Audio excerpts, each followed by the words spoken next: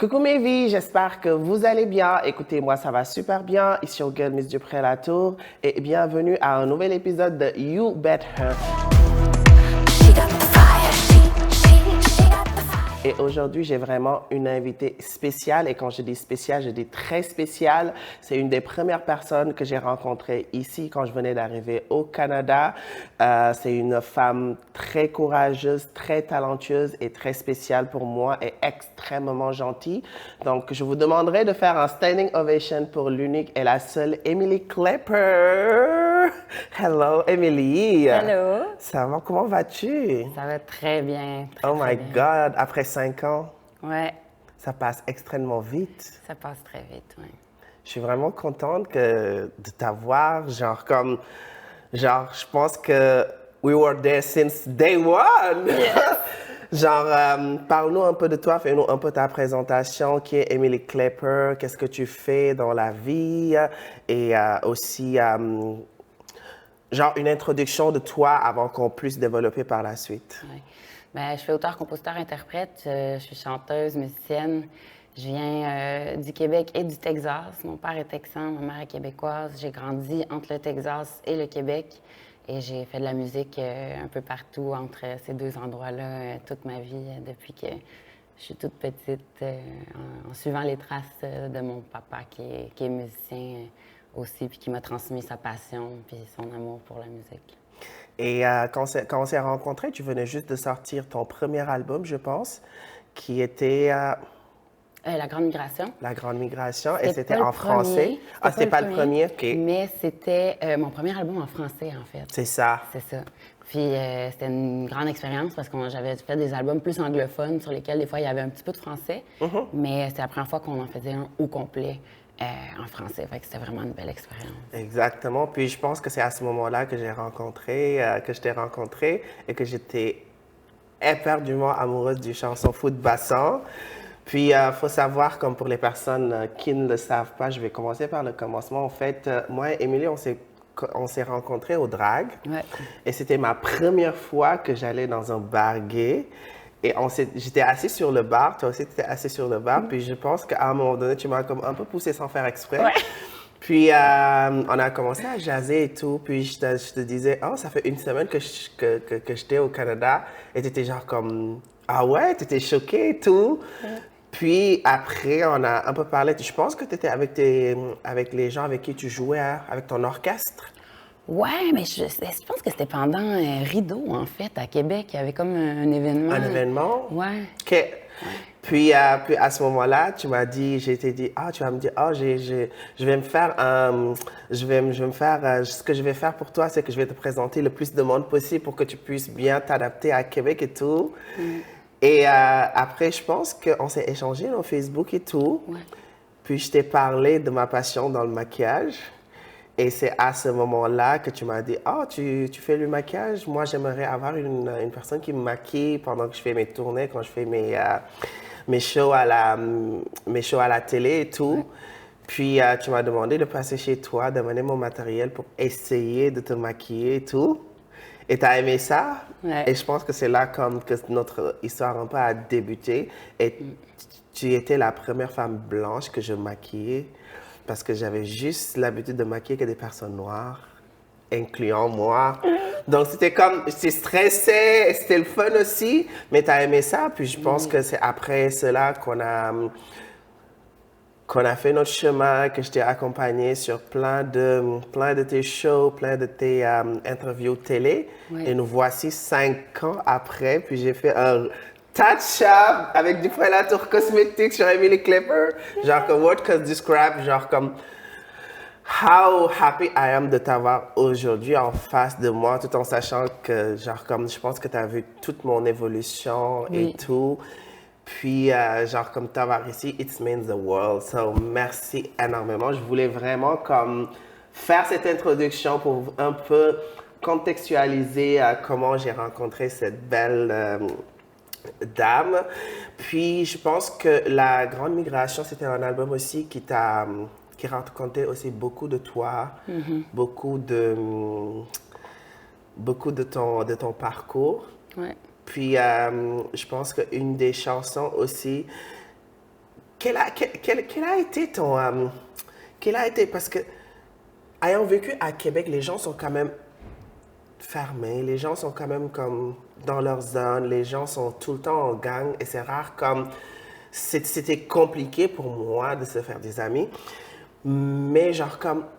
D'où te vient comme cette sociabilité, cette aisance envers les gens? Parce que à la fin de la journée, on se le dit, on se connaissait pas. Je venais d'ailleurs, j'habitais du tout au Canada. Je connaissais pas les réalités et tout. Tu connaissais pas aussi les réalités d'où je venais. D'où te vient cette sociabilité pour se dire comme, oh, j'ai vu une personne, il m'a l'air nice, mais genre comme, parce que beaucoup d'autres personnes auraient eu peur ou auraient comme, genre, tu vas un peu ne pas y aller à fond, mais tu étais vraiment à l'aise, tu m'as vraiment mise à l'aise. D'où te vient comme cette sociabilité-là, ce truc? En fait, je pense que ça vient de mes parents parce que je me souviens, mon père, quand on était jeunes, on pouvait aller n'importe où. Puis, par exemple, il rentrait dans un dépanneur, puis là, mon frère et moi, on l'attendait dehors, puis là, il sortait du dépanneur. Puis ça faisait comme 20 minutes qu'il était dans le dépanneur. Puis on était comme, vas-tu revenir? Dans le temps, on avait toutes des montres analogues. Là. Puis mon père, il sort du dépanneur, puis la personne m'a raconté que c'est ça, son histoire de vie, puis puis c'était vraiment intéressant. Puis il posait toujours des questions, il a un bac en journalisme, puis s'est toujours intéressé aux autres. Fait que je pense que j'ai grandi en voyant comme mon père s'intéressait aux gens. Puis pour moi, c'était naturel, tu sais, tout le monde, je veux savoir l'histoire des gens, je veux savoir d'où viennent le monde. Puis ma mère aussi, je revenais chez nous, puis elle était comme, j'ai rencontré telle personne au bar laitier, il va dormir chez nous, puis cool, wow. puis OK, cool, tu sais. Puis, Oh wow, c'est magnifique parce que c'est vraiment comme les valeurs qu'on a comme en Afrique, la sociabilité, être gentil avec les gens, tu vois un peu. Puis aussi, j'ai fait mon premier Noël avec toi. Oui. Oh my God! Genre comme, wow! Et genre comme, je pense que j'ai pas eu de Noël. C'était mon premier Noël ici au Canada, mais j'ai pas eu le même Noël que j'ai eu après 4 ans de suite. Puis, genre comme, j'aimerais aussi le souligner aujourd'hui, c'est que genre comme, on se connaissait pas, on commençait à se fréquenter, je pense qu'on s'était vu une couple de fois. Puis tu m'as dit, oh, tu fais quoi comme Noël? Et j'avais commencé à travailler à l'hôtel. Oui. Je m'en rappelle. Puis, tu avais un chalet, puis genre comme, tu avais invité tes amis et tout. C'était vraiment un beau Noël cosy. Et genre comme, tu m'as invité, genre comme, j'étais tellement heureuse. Je suis partie, j'ai rencontré tes amis, on a fait un souper et tout. Et je me suis rappelé que tu n'avais pas bu de toute la soirée parce que tu devais me ramener à Québec vu que je travaille le lendemain à 6 heures. Genre comme, je trouve important de souligner tout cela parce que ça montre vraiment comme la personne que tu es, qui est une personne magnifique, tu es une personne comme extrêmement gentille et généreuse envers les personnes qui t'entourent. Et on va aller directement, après cela, on va aller faire un tour sur la Grande Migration. Je sais que là, tu as sorti ton nouvel album. On va en parler, mais je pense que La Grande Migration, c'était comme un album aussi qui m'a touchée. Et en particulier, une des chansons qui est vraiment, que tu racontes vraiment ton histoire avec ton frère. Est-ce que tu peux nous en parler un peu de cette chanson? Ouais, on parle des grands vents. Oui, c'est ça. C'est une chanson qui aborde un peu certaines difficultés que des personnes peuvent vivre qui sont pas toujours adaptées, que la société n'est pas toujours adaptée pour les gens qui en font partie, en fait. Puis que ça peut faire des ravages. Puis ça parle des difficultés qu'on peut rencontrer, mais qu'à la fin, peu importe qui on est, peu importe d'où on vient, peu importe notre passé, on reste tous des êtres humains, puis on a tous le droit d'être magnifiques. On a tous le droit d'être aimés, puis d'être la magnifique créature que l'univers nous a... On existe, on est en vie, puis il faut célébrer cette vie-là qui est en chacun de nous, parce que... Puis c'est ça que je voulais dire. Je voulais dire, peu importe les différences, peu importe les difficultés, les épreuves, j'aimerais qu'on puisse au moins rendre hommage au fait que chaque personne mérite d'être aimée. Tu as fait Les Grands Vents et que Les Grands Vents, ça raconte vraiment une histoire très lourde et qui était aussi importante pour toi. C'est une des premières chansons même de l'album. Parle-nous un peu du contexte de cette chanson, la raison pour laquelle tu as écrit cette chanson et quel message voulais-tu faire passer avec cette chanson-là? En fait, ça parle des personnes qui étaient très, très proches de moi, entre autres, mais ça pourrait englober bien des gens, je pense, qui ont grandi dans un contexte où très religieux, où certaines choses étaient condamnées, par exemple l'homosexualité. En grandissant comme ça, dans un contexte où ces personnes-là savaient depuis un très jeune âge comment ils étaient, comment ils se sentaient intérieurement, puis que ça soit perçu comme vil et grave. Donc, c'est très difficile, je pense, de se développer d'une façon épanouissante et saine quand on grandit dans un contexte où on n'a pas le droit de juste être qui on est et d'être célébré d'être qui on est. Parce que tout le monde mérite d'être aimé à part égale. Tout le monde, peu importe d'où on vient, peu importe notre passé ou qui on est, tout le monde mérite cet amour fondamental-là, puis cet accueil fondamental-là. Puis je le pense profondément. Et quel est le message que tu voulais porter quand quand tu écrivais cette chanson-là? Ben, c'est sûr que la chanson, elle semble très lourde, à premier abord. Elle l'est. Elle l'est. Mais tu sais, il y a quand même un message d'espoir à la fin, tu sais, de porter, d'avoir le droit d'être un enfant de Dieu, un poème, ou de porter un destin extraordinaire ou d'amour, puis de succès, tu sais. Fait que c'est ça que la chanson livre à la fin. Parce que moi, en écoutant la chanson, je me suis énormément comme I relate so much. Parce que c'était comme un peu aussi ma vie, c'est un peu comme le lien que j'ai avec la religion, parce que moi, je viens d'une famille très extrêmement religieuse aussi, où on condamne vraiment l'homosexualité, on condamne la transsexualité. Et aussi régi par énormément de coutumes. Puis, je me suis vraiment beaucoup vue sur cette chanson-là. Et je pense que c'est important aussi de se dire que c'est pas seulement en Afrique, parce que étant donné que moi je viens en Afrique, moi je pensais que comme en venant ici, c'est vraiment comme c'est un pays ouvert, que tout le monde vivait, et je me suis heurtée à cette réalité que c'était pas vraiment le cas, que quand même il y a un combat qui est fait par ceux qui sont aussi ici par rapport à cette communauté LGBTQIA+. Et comment est-ce que tu vois comme comment est-ce que toi tu perçois comment pourrais-je le dire, cette intersectionnalité-là entre la religion et qui on est, c'est-à-dire l'identité de genre, parce que c'est souvent comme extrêmement lié. Souvent, c'est la haine, les gens se basent beaucoup sur la haine pour pouvoir justifier l'homophobie ou la transphobie. Quel est ton point de vue là-dessus et où tu te places et quel est ton message par rapport à cela? Moi, personnellement, ce que je pense, c'est que la religion, elle devrait être là pour répandre l'amour. Elle ne devrait pas être là pour répandre la haine de personne. Puis, je pense que ça devrait être ça, le message. Ça devrait être l'amour. Ça devrait jamais être la haine.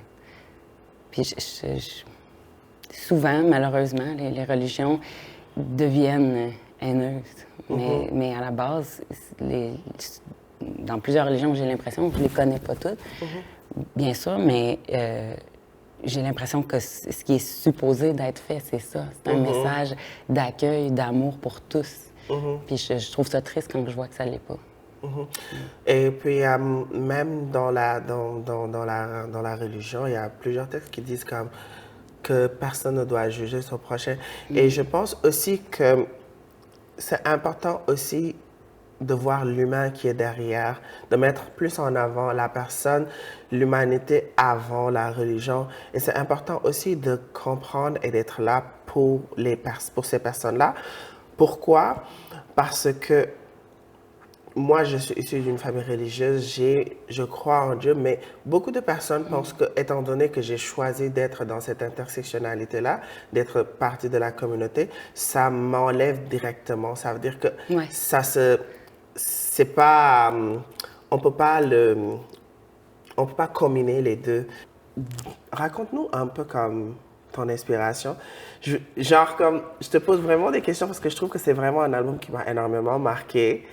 Puis je l'écoutais énormément, surtout comme avant de me coucher. Puis je trouvais que les paroles étaient avaient beaucoup de sens parce que ça parlait je parle des grands vents, je parle de fou de bassin. Ça parle vraiment de l'acceptation de soi en premier, de tout simplement aussi, je pense que un peu ça touchait un peu comme le suicide et tout. Oui. Puis ça parlait aussi du fait qu'on vient d'ailleurs et qu'on vient s'implanter dans une autre terre. Et je trouvais comme que ces trois sujets comme résumaient en truc ma vie à moi. So, je pense que c'est vraiment mon coup de cœur et je l'ai écouté énormément. So, je voulais vraiment comme on a parlé tout à l'heure des grands vents de la religion par rapport à l'identité de genre, mais aussi on va parler un peu aussi du suicide et tout. Je trouve que c'est important qu'on adresse ce message-là, l'écoute active, d'être là pour les personnes qui sont autour de nous. Et aussi, des fois, je pense que le Québec, c'est une province extrêmement individualiste, ce qui fait que des fois, on voit pas les appels à l'aide, on voit pas beaucoup la souffrance derrière le sourire des gens. Ouais. Parce que ce que je racontais tout le temps, je dis comme beaucoup de personnes ici nagent dans la surface. C'est des personnes comme qui vont pas aller plus en profondeur pour savoir qui tu es. Et beaucoup de personnes ont tellement comme leur shit to get together, leurs affaires à faire, qu'ils en oublient vraiment l'essence de l'humanité et tout. Ce qui fait que dernièrement, je pense que il y a énormément un taux de suicide extrêmement élevé. Et malheureusement aussi, je le constate dans la communauté LGBTQ. Et je pense que aussi, des sujets de tes chansons, ça relate un peu. Est-ce que tu peux nous toucher un mot de l'inspiration, l'écriture, les raisons pour lesquelles tu as voulu vraiment mettre en évidence ces chansons-là dans ton album? Bien, moi, je vis une dualité qui a été, puis qu'il est encore des fois difficile à réconcilier, une dualité intérieure qui est plus l'anglais, le français, le Texas, le Québec. Donc, avec Sarah Garneau qui a écrit les textes, en grande partie les textes de l'album, il y en a qu'on a écrit ensemble sur la Grande Migration. Mais en grande partie, en fait, moi, d'avoir vécu cette dualité-là, de savoir ce que ça peut créer à l'intérieur de quelqu'un, de ne pas s'accepter. J'ai un frère qui s'est enlevé la vie, de qui j'étais très, très proche. Et puis, je pense que c'est, comme tu dis, c'est très important d'écouter, d'accepter, de s'accepter soi-même, de trouver notre réconciliation intérieure, d'être là les uns pour les autres aussi. Puis dans la chanson Fou de bassin, mais il y a cette recherche de l'union, d'une dualité. Puis je pense que ça peut faire du bien à beaucoup de gens, peu importe quelle est notre dualité intérieure, qu'on puisse s'y retrouver de toutes sortes de façons. Puis ça me touche vraiment ce que tu as dit d'ailleurs, que ça t'a fait penser à ta vie. Puis merci de me le dire aussi. Puis c'est pour ça qu'on fait de la musique aussi. C'est pour faire du bien aux gens. Puis c'est pour se rallier les uns avec les autres. Puis, effectivement. Puis ça je me pense touche. que la raison pour laquelle, genre, comme cette chanson est venue me chercher, parce que de par mon parcours, j'ai pensé au suicide, genre, comme personnellement. Mais je pense que c'est la religion que les gens religieux ont toujours voulu me faire sortir. C'est ça qui m'a sauvé. C'est cette foi-là en Dieu.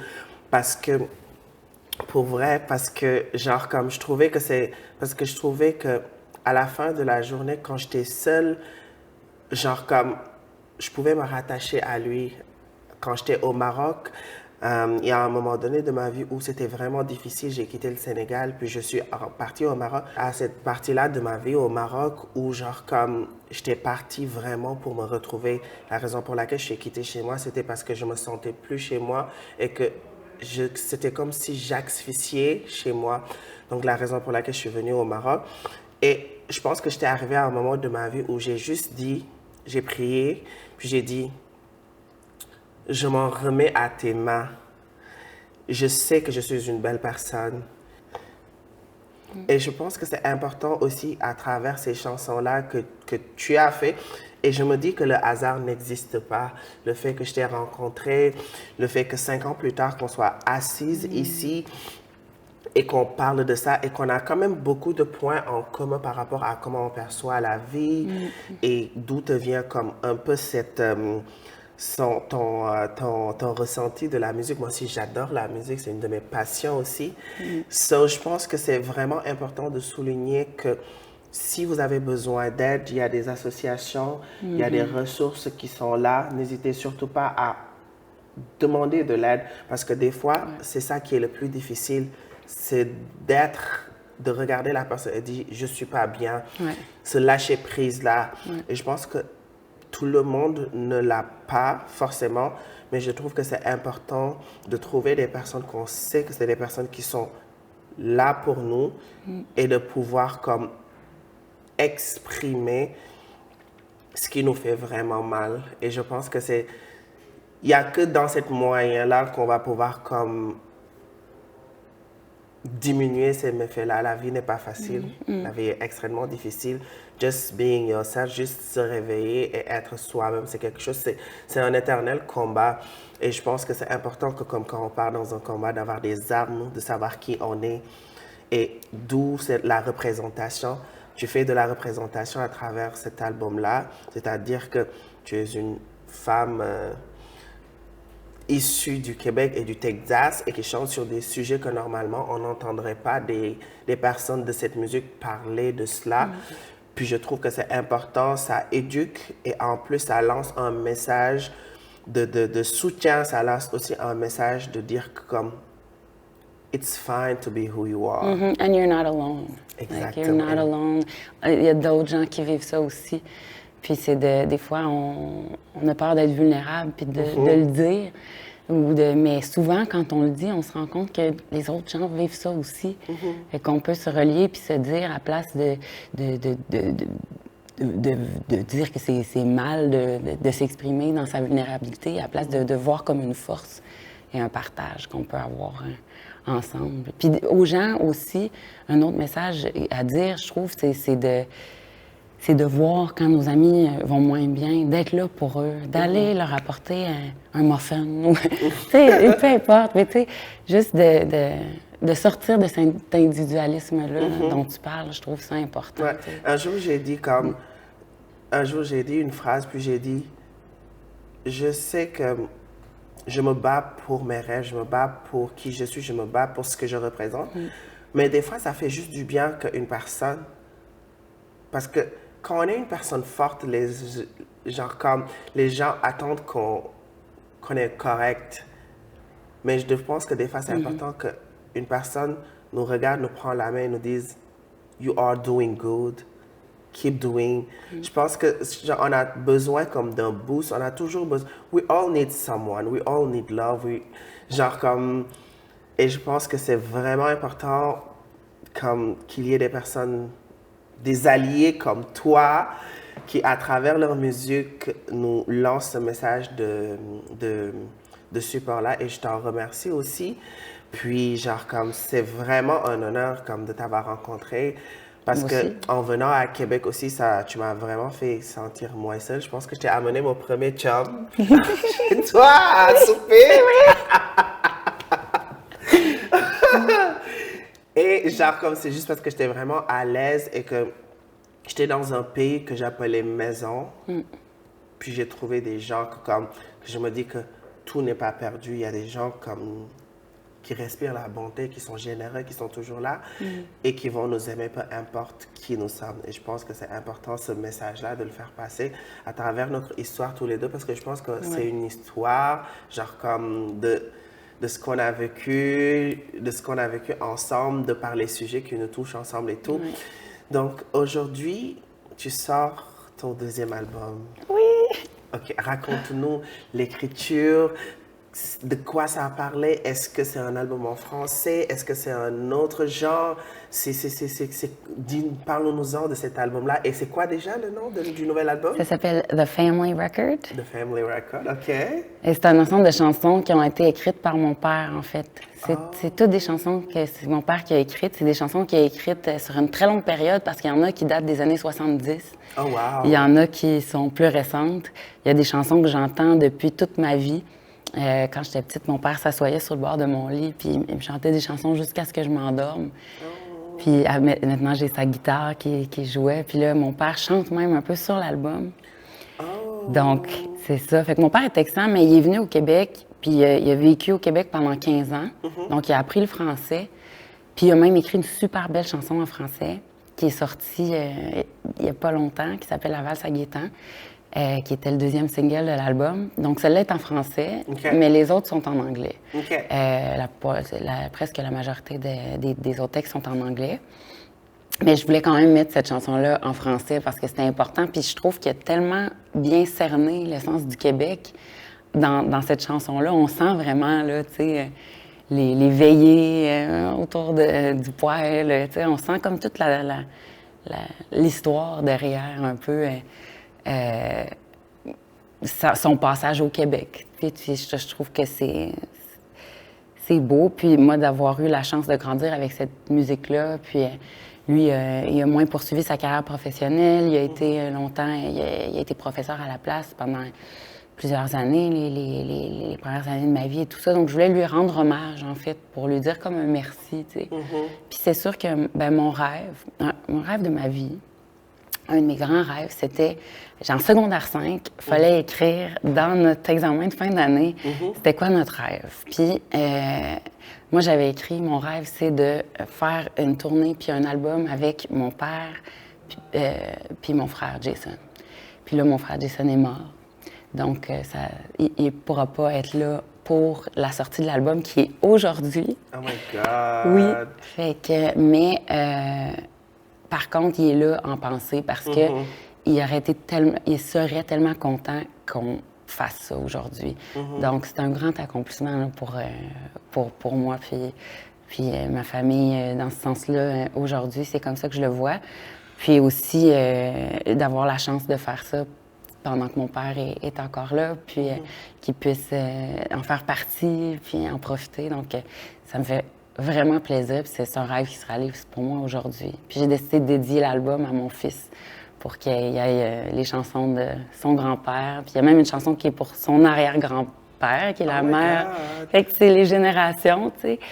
Puis je veux qu'il sache que ces chansons-là puissent le suivre dans sa vie, si jamais il y en a besoin, qu'il puisse mettre l'album, puis se dire tu sais, mon père, je veux dire ma mère, puis mon grand-père, on fait ça, puis ils me l'ont dédié, puis que ça puisse rester avec lui. Donc, c'est vraiment beau. Donc, si je comprends, je pense que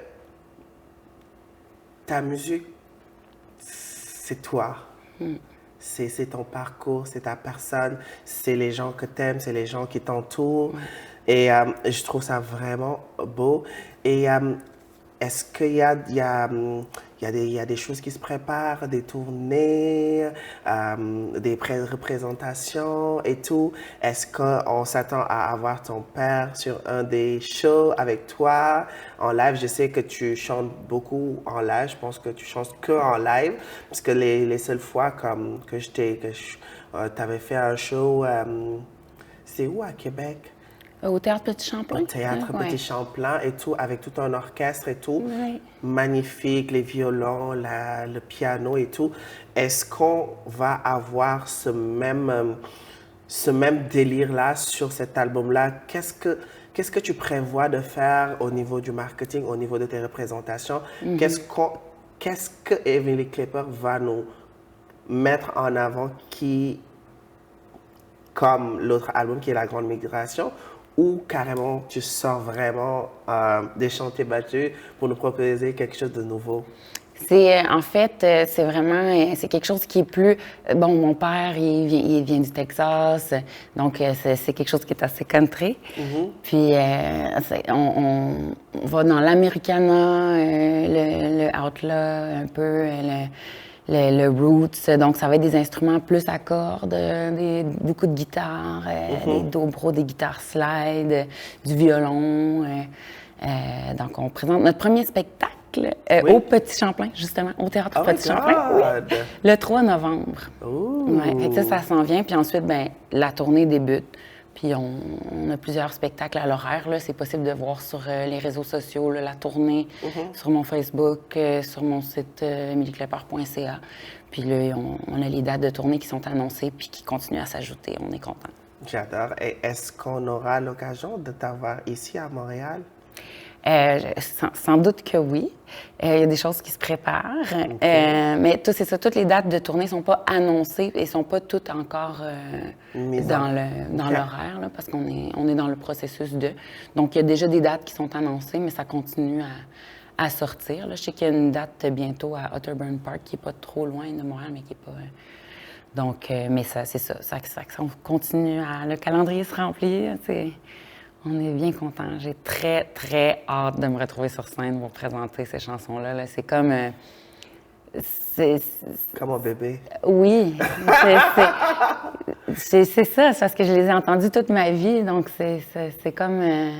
pour moi, c'est tellement normal, mais dans un bon sens, dans une belle direction, de juste faire ça. Puis c'est comme un clin d'œil à mon parcours. Puis en même temps, ça met une scène pour mon père qui est une personne tellement généreuse, puis ouverte d'esprit, puis pleine d'accueil, puis d'intérêt envers les autres, puis que je trouve ça le fun de mettre un peu le spotlight, puis de dire, bon, papa, là, t'es assez humble, là, mais là, on met le spotlight sur toi aujourd'hui, là. J'adore. Puis est-ce qu'on va trouver des ballades dedans? Parce que moi, j'adore les ballades. Genre, comme je t'ai dit, La Grande Migration, c'était mon coup de cœur. Est-ce que c'est vraiment un style différent? Est-ce que ça sera plus rythmé, plus style cowboy? Ouais, c'est sûr qu'un de mes objectifs, c'était qu'on puisse faire la danse, le two-step. C'est une danse qui est comme un peu plus commune dans le sud des États-Unis. C'est une danse de couple. Puis je te montrerai. Parfait. Mais c'est quand même simple à apprendre. Mais là-bas, les gens connaissent le pas. Donc, quand tu vas voir un show de honky tonk, tu connais le pas. Donc, tout le monde peut danser, les jeunes et les personnes plus âgées. Fait que j'aimerais ça peut-être pouvoir inclure ça dans les spectacles à un moment. Je sais pas, tu sais, peut-être faire quelques spectacles où il y a une leçon de two-step au début. Puis là, les gens peuvent... Fait que j'avais quand même cet objectif-là, qu'on puisse faire le two-step, donc un rythme un peu là, de train, un peu country par moment. Mais par moment, c'est très folk. Ouais, il y a quand même quelques ballades. Je pense que tu vas aimer peut-être Streets of Québec, qui a un petit côté latin, un peu langoureux. Je pense que celle-là, puis en plus, ça parle de la ville de Québec, où tu es arrivé. Oui. Fait que ça nomme même la rue Couillard, ou certains endroits au Québec, dans le Petit Champlain. Fait que c'est le fun parce qu'il y a des références quand même. J'adore. Et comment est-ce que tu as pu combiner comme cette culture québécoise et aussi du Texas? Tu es née ici? Oui, je suis née ici. Puis c'est comme le travail de ma vie un peu de faire ça parce que j'ai toujours été dans les deux endroits dans les deux langues. À la maison, quand j'étais petite, on parlait anglais et français. Ensuite, au Texas, on me voyait comme la québécoise. Là, ici, on me voyait des fois un peu comme l'américaine ou la texane. Fait que c'était toujours de trouver un pont puis une réconciliation entre ces aspects-là de ma personne. Puis je le fais encore. Mais j'ai l'impression que cet album-là, il fait ce pont-là un peu. Parce qu'il y a la valse à Gaétan qui est très... On sent quelque chose de très québécois là-dedans. Mais il y a aussi des violons de la Louisiane, Joël Savoie, qui a gagné un Grammy, qui est vraiment un violoniste extraordinaire, qui avec sa famille, préserve l'héritage de la Louisiane française. Puis c'est magnifique, puis on a eu la chance de l'avoir sur l'album. Wow, tu sais, Joe Grass qui réalise l'album, qui vient du Nouveau-Brunswick, puis qui vit à Montréal maintenant, qui parle anglais, français. Fait qu'on a comme... C'est tout réussi à réunir un peu ça, de la Louisiane, l'anglais, français, le Texas, mais là, l'aspect un peu plus country, l'aspect un peu plus familial de nos racines. Puis ensuite, l'aspect de ma vie où j'ai grandi, les rues de Québec, tout ça. Fait que c'est comme si tout ça se rencontre dans une œuvre qui présente cet amalgame de souvenirs puis d'histoires un peu au public. Wow. C'est magnifique. J'ai hâte d'entendre l'album, puis j'ai hâte aussi que tout le monde puisse l'entendre et je suis sûre que les gens vont l'aimer parce que tu es juste talentueuse et tu es généreuse avec ta musique et avec ta personne aussi. Mis à part cela, comment vas-tu, Emily Klepper? Mis à part la musique, je sais que tu as un beau petit-fils de 8 ans maintenant. Oui, il va très bien. C'est le soleil de ma vie.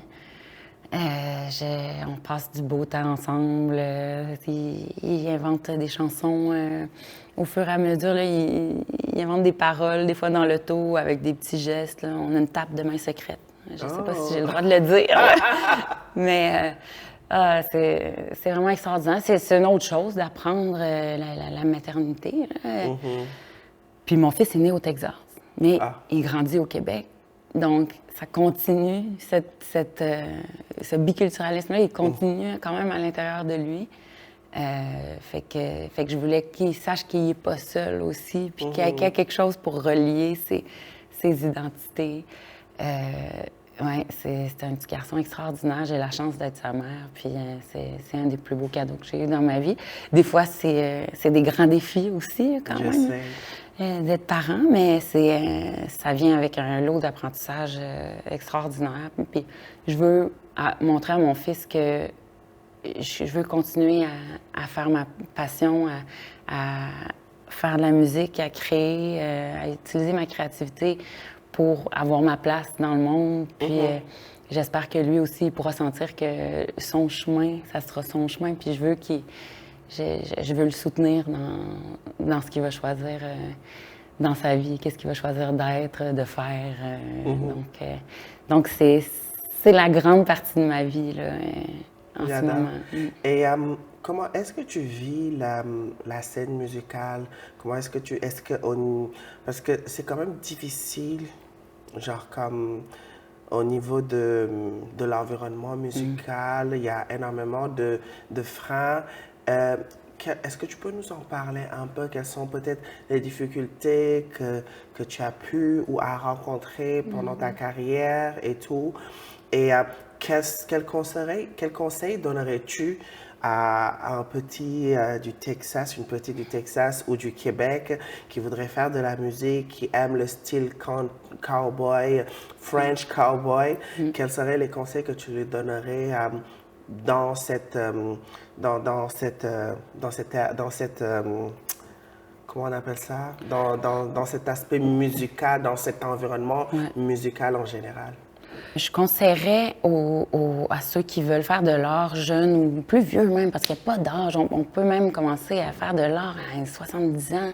Mon père, c'est le premier album qui sort sur une maison de disques et que ses chansons sont sur un album qui est sorti sur une étiquette de disque professionnel, puis il y a 72 ans. Wow. Donc, on peut, à n'importe quel âge, commencer à poursuivre une passion.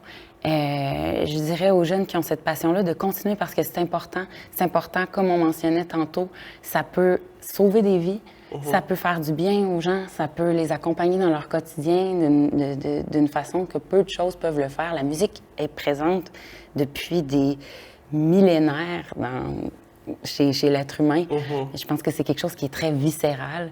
Puis peu importe la façon de le faire ou le genre musical qu'on choisit, c'est de le faire, puis de ne pas le faire dans un esprit de compétition, mais de le faire dans un esprit de s'exprimer, puis que la musique de quelqu'un d'autre amoindrira pas celle de quelqu'un, du voisin. Donc, que tout le monde peut trouver son essence puis l'exprimer. De partage aussi. Oui, exactement. Ouais.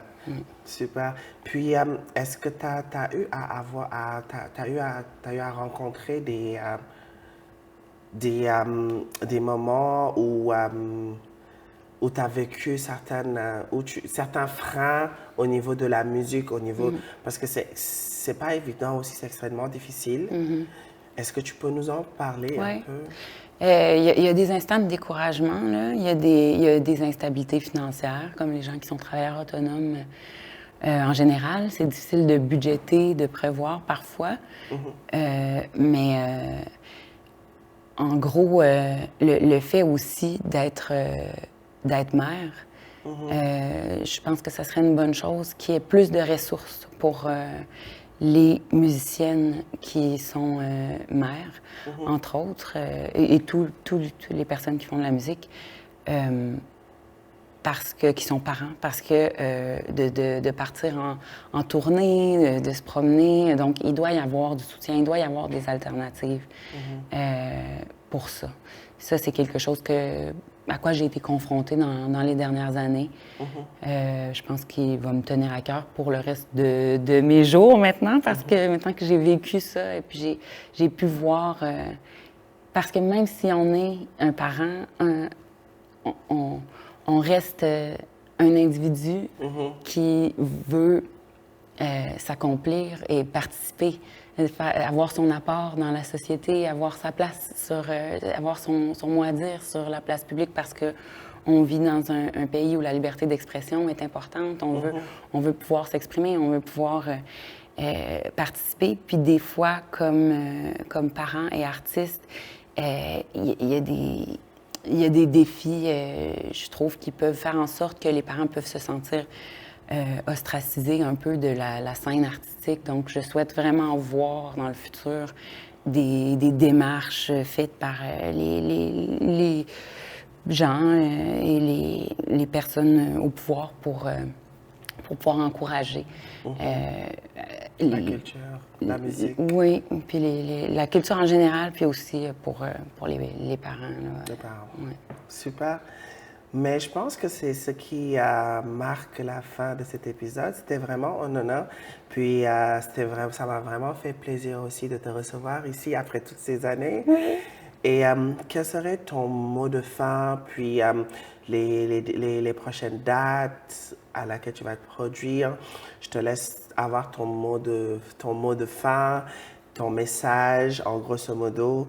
Donc, c'est à toi. Tu peux juste regarder les téléspectateurs, leur donner ton mot de fin, leur parler de ton album, où est-ce qu'ils peuvent s'en procurer, où est-ce qu'on peut aller voir Emily Klepper dans les prochains jours, dans les prochains mois.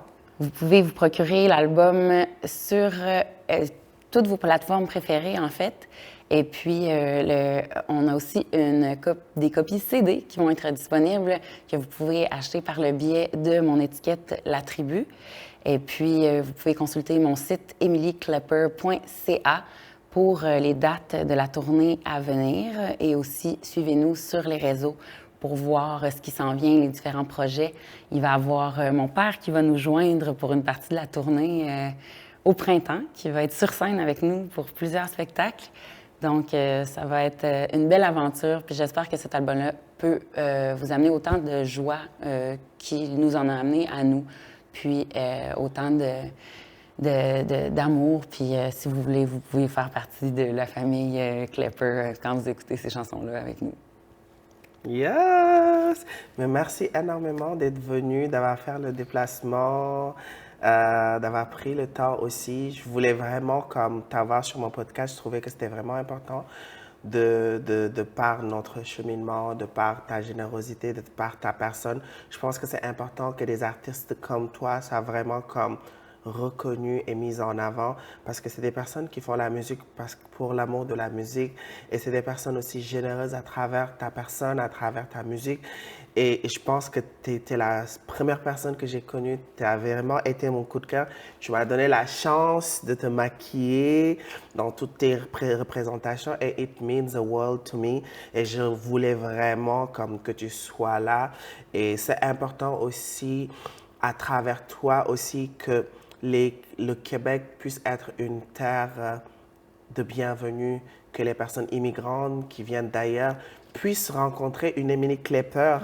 Parce que we all need Emily Klepper parce que ça m'a donné de l'espoir, genre comme tu prenais ton temps, on se dit que tu étais une artiste et quelqu'un, tu avais ton album et tout, mais tu prenais le temps de venir avec moi, de souper avec moi, d'être là pour moi, de me conseiller, de m'avoir inclure dans ta famille, dans ton cercle, de m'avoir amené à Noël. Genre comme, je pense que je suis vraiment reconnaissante pour la personne que tu es, pour l'amour, pour tes chansons, pour ta musique, pour ta voix. On est vraiment chanceux et chanceux de t'avoir, toi, Emily Klepper. Et je te souhaite vraiment que le meilleur parce que tu le mérites. Et comme ma grand-mère disait que la vie, c'est un boomerang. Et je sais que tu vas aller vraiment très loin de par ta musique parce que tu la représentes et it's a space of love, of acceptation, and it's a place of just music. Et je trouve ça parfait. Merci beaucoup Merci à toi. d'être venu. Merci beaucoup d'être toi. Keep doing what you're doing. Moi, je suis toujours derrière. Puis pour les gens aussi qui nous écoutent, qui nous ont écoutés lors de ce podcast, elle a sorti un nouvel album, mais moi, La Grande Migration demeure mon coup de cœur. Donc, il est toujours disponible sur Spotify. Vous pouvez aller l'écouter et vous pouvez aller écouter toutes les chansons. Prenez vos écouteurs, prenez le temps, buvez les mots. Je pense que c'est vraiment un album incroyable. Je sais que c'est 4 ans après, mais ça demeure vraiment comme un de mes coups de cœur, genre comme dans toutes les musiques que j'ai eu à écouter. Ça fait partie de mes top d'albums que j'ai eu à écouter, que j'ai écouté plusieurs fois en m'endormant, surtout sur mon lit quand je suis seule. Donc, je trouve ça vraiment important. Donc, allez là sur les réseaux sociaux, Emily Klepper, Facebook, Instagram. Je sais que tu n'es pas trop Instagram, mais allez quand même la supporter, acheter ses CD, aller à ses représentations. Puis, c'est ça, it's a place of love. Puis, je suis vraiment contente de t'appeler mon ami. And see you in the road! Donc, merci beaucoup, mes vies. Ceci marque la fin de cet épisode. J'espère qu'elle vous aura plu. Donc, je vous invite à aller activer la cloche de notification pour avoir une notification pour chacune des vidéos. Et d'ici là, comme j'ai l'habitude de le dire, vivez votre vérité et je vous revois très bientôt. Bye!